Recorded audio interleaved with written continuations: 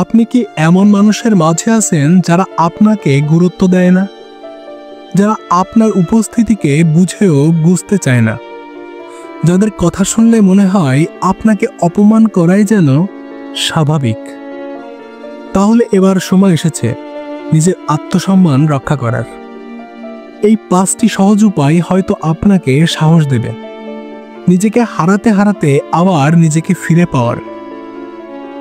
1. নিজেকে ছোট ভাববেন না। আপনি কারো ব্যবহার দেখে নিজের মান কমিয়ে ফেলবেন না।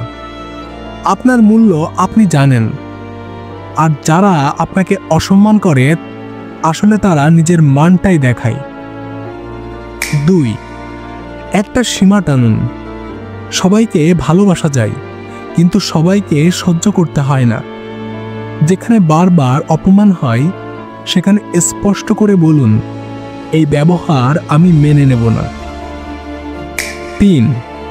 শান্ত থাকুন, প্রতিশোধ নয়। আপনি বদলা নেবেন না। আপনার শান্ত সম্মানজনক আচরণই হবে সবচেয়ে বড় জবাব।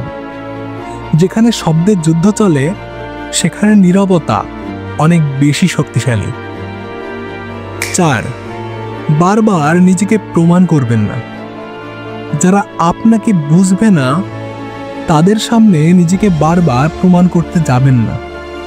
নিজের কাজ, নিজের আচরণই হোক আপনার আসল পরিচয়। 5. দূরে থাকুন যদি প্রয়োজন হয়। সব সম্পর্ক টিকিয়ে রাখার দরকার নেই।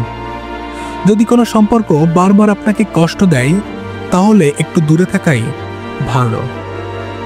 ভালো থাকুন তাদের সঙ্গে যারা আপনাকে সম্মান করে। সম্মান পাওয়ার ইচ্ছা দুর্বলতা নয়, এটা নিজের প্রতি আপনার দায়িত্ব।